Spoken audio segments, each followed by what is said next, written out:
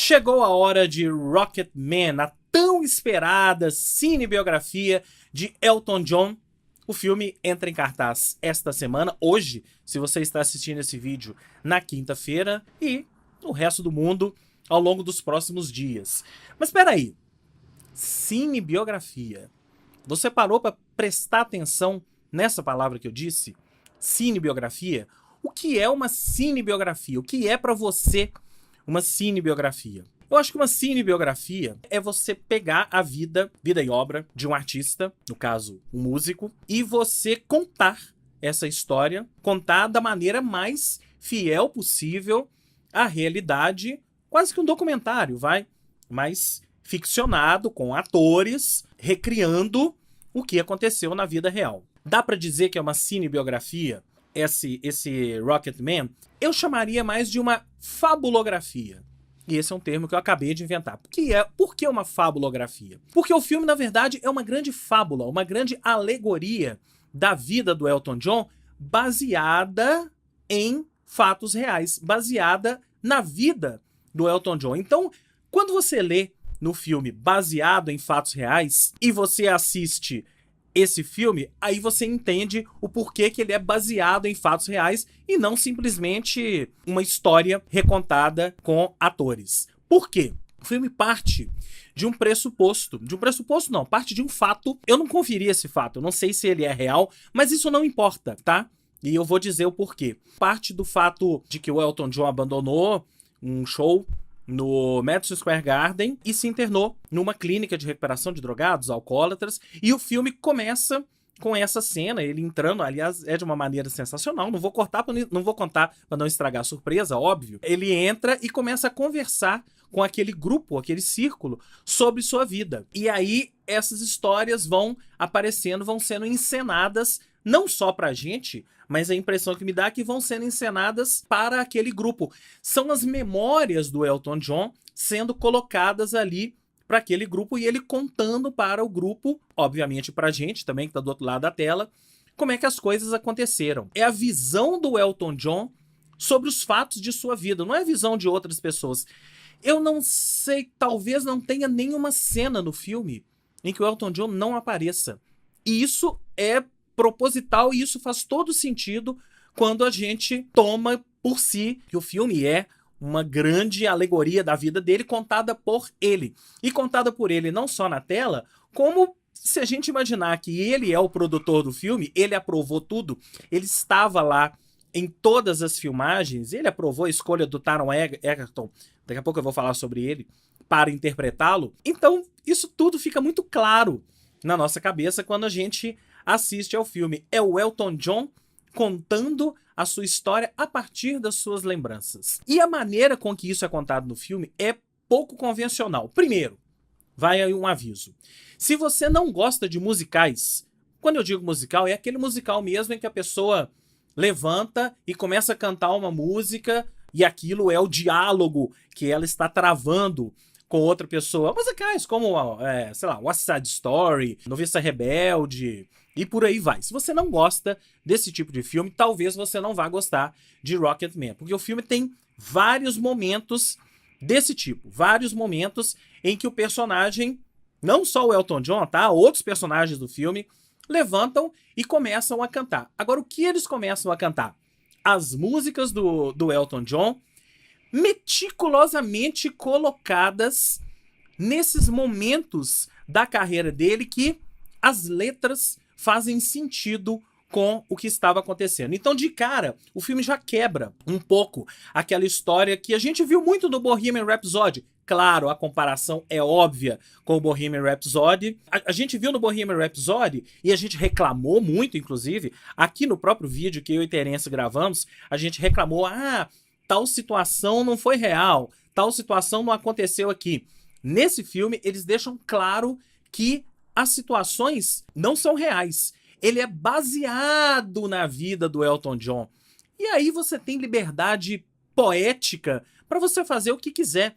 Então eles não pegam as músicas do Elton John e situam elas cronologicamente na história. Não, eles vão pensando as músicas e colocando nos momentos do filme de forma que elas façam sentido. Então a cena, por exemplo, que ele compõe Your Song, pode ser que tenha sido, pode ser que não tenha sido, não importa. Nesse filme não importa a cronologia e seguir certinho a história do artista. É uma grande alegoria, é uma grande fábula sobre a vida do Elton John, e você tem todas as liberdades poéticas, e cá entre nós, acho que faz muito mais sentido do que você tentar ser fielmente correto, porque você tentar ser fiel à história, você vai se trair. O próprio Elton John vai se trair. Será que isso foi assim que aconteceu? Ele mesmo, na cabeça dele, pode ser que não se lembre como as coisas aconteceram. As histórias são as nossas lembranças. E é isso que o filme tenta nos colocar. O que eu vou te mostrar na tela agora são as lembranças do Elton John da maneira com que ele acha que aconteceu. E se não aconteceu, e se não aconteceu daquela forma, tudo bem, vamos fantasiar, vamos exagerar. O filme é exagerado, é óbvio, a vida do Elton John foi exagerada.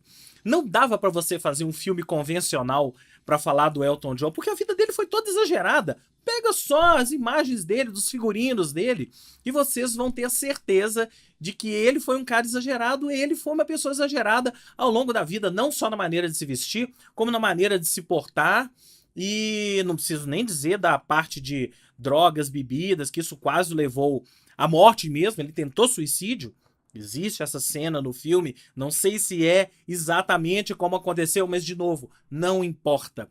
O que importa é que, assim como as canções do Elton John foram sendo colocadas no filme dessa forma que eu contei, os fatos da vida dele também. Então eles constroem uma história não linear, tá? Não, é uma história não linear, então vai lá na frente e volta, a partir dos fatos da vida do Elton John, mas muitos romantizados. Vou dar só um exemplo, que isso não é spoiler, tá? O primeiro show do Elton John nos Estados Unidos, que foi em Los Angeles, o clássico show no Troubadour, em Los Angeles. Se vocês pegarem, eu não sei, acho que vou até colocar essa foto aqui. Se vocês pegarem, existe uma foto clássica do Elton John nesse show, que é ele pulando do piano e parecendo que ele tá voando, só com as mãos no piano. Não sei se eu tenho essa foto, se eu tiver, vocês estão vendo ela aqui. Não sei se essa foto está disponível. Mas é uma foto clássica dele pulando com os pés para fora do piano e só com as mãos no piano, assim, como se estivesse flutuando.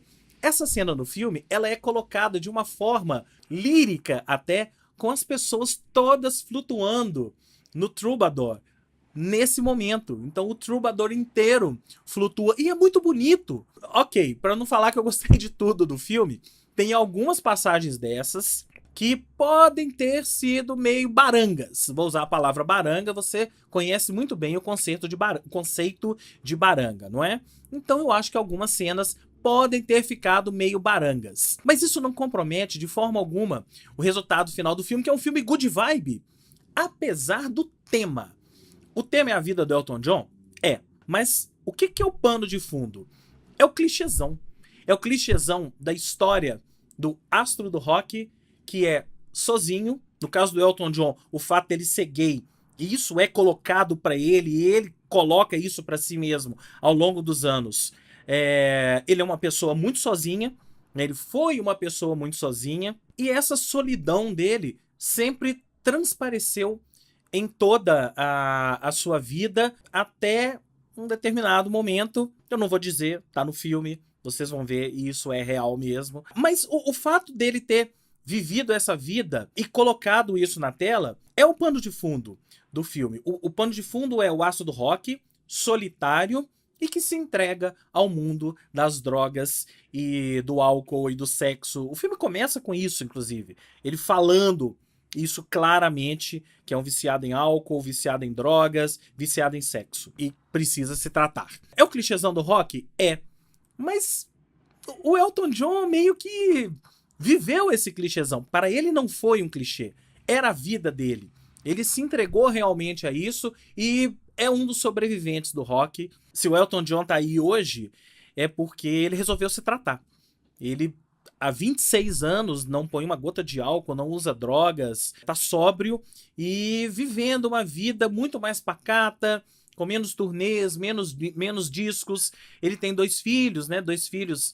Essa relação dele com David Furnish, eles já têm 2 filhos, vivem em função dos filhos, e eu acho que é um caso de uma pessoa, de um astro do rock, que chegou no momento e falou: eu preciso de um tempo pra mim, agora que eu não sou solitário.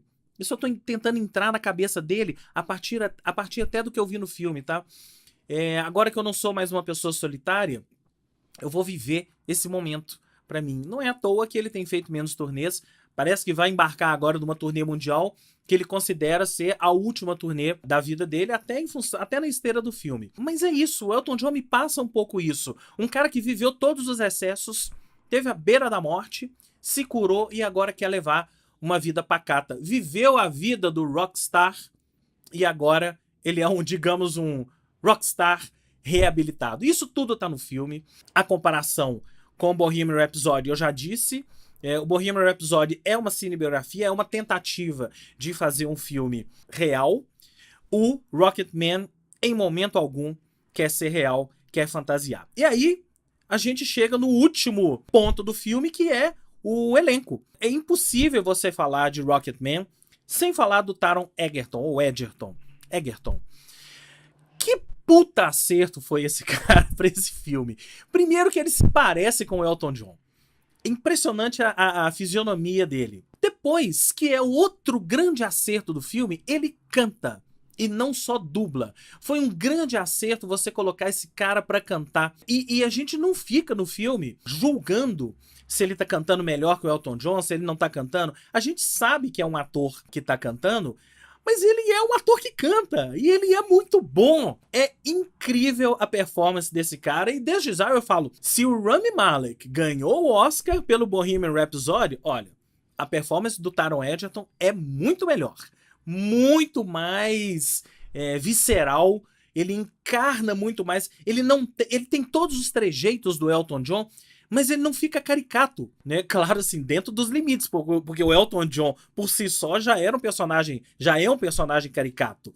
Todas aquelas roupas espalhafatosas e tudo aquilo, os sapatos, os óculos. Então, o Taron Egerton fica ali nesse limite, nesse ponto da caricatura, que é o ponto que o próprio Elton John era. Ele não ultrapassa esse limite. E a forma dele cantar, a voz dele, a maneira com que ele canta, os trejeitos, é tudo muito igual ao Elton John. É impressionante. Me impressionou mais do que a performance do Rami Malek lá no Bohemian Rhapsody, que é a comparação óbvia. O resto do elenco tem o Richard Madden, que todo mundo conhece como Robb Stark, de Game of Thrones, faz o papel do John Reid. John Reid foi o empresário do Elton John e durante um tempo foi amante dele, e essa relação é colocada na tela sob todas as formas. A gente percebe, é óbvio, que como o filme é do Elton John, o John Reid é o vilão da história. E acho que na vida real foi isso mesmo, porque os dois foram pros tribunais e brigaram. E outro personagem que é colocado no filme, acho que talvez sejam os 2 personagens principais, além do próprio Elton John, é o Bernie Taupin, que foi e é o parceiro do Elton John durante toda a sua carreira, desde a primeira música até os dias de hoje. Tá até no filme isso, eles convivem juntos e são parceiros há 50 anos e nunca tiveram uma briga. Até que no filme eles têm briga sim, tá? Mas nunca tiveram uma briga de se separar. O Bernie Taupin sempre foi, e isso tá no filme, o Elton fala isso, sempre foi o irmão que ele não teve. A relação com a família dele tá no filme colocada, obviamente, tudo sob a ótica do Elton John, e a gente não tem por que imaginar que tenha sido diferente. Tudo leva a crer que a mãe dele era uma megera, teve uma relação muito difícil com ele, ou ele teve uma relação muito difícil com ela. O pai, então, um pai extremamente ausente, e quem foi a pessoa catalisadora até desse gosto dele pela música foi a avó, a mãe da mãe. Isso é o que tá no filme, isso é o que dá pra gente deduzir, e de novo, não temos motivo nenhum para duvidar de essa ser a versão real, porque isso é a visão do Elton John. O diretor é o Dexter Fletcher, que é mais uma coisa em comum com o Bohemian Rhapsody. O Dexter Fletcher foi quem assumiu o projeto, o Bohemian Rhapsody, depois que o Bryan Singer foi demitido. Ele filmou 1/3 do filme ali, e eu acho que até por esse motivo, né? Pelo fato dos dois projetos estarem sendo desenvolvidos ao mesmo tempo e terem essas similaridades. A maior similaridade talvez seja o personagem do John Reid, que tá nos dois filmes, porque ele foi empresário do Elton John, mas ele foi empresário do Queen. Aliás, não consta ele como empresário do Queen, ele foi gerente do Queen, mas isso não importa, durante um curto período de tempo. Então tem essa coisa em comum, ele tá nos dois filmes, mas o que importa é a visão do Elton John, a maneira com que isso foi colocado no filme e a forma que esse filme foi feito pelo Dexter Fletcher, que eu comecei a falar, acabei não falando dele, conduzido de uma maneira muito lírica, muito idílica, muito fantasiosa, como o personagem Elton John pedia. Não poderia ser diferente. Um filme sobre o Elton John tinha que ser exagerado, tinha que ser fantasioso, tinha que pirar o cabeção. E nisso Rocketman foi então muito bem sucedido. Olha, se você gosta de música, se você gosta da música do Elton John, embarque nessa viagem e não fique em momento algum pensando na realidade daquelas coisas que estão sendo mostradas na tela, porque não é o intuito do filme. O filme pede que você embarque literalmente nessa viagem pela vida, pela obra, pela música do Elton John. Então é isso, este foi mais um videocast Esquema Novo. A gente volta a qualquer momento, a qualquer hora, com mais videocasts sobre música, sobre cinema, sobre TV, sobre a vida em geral. Até a próxima.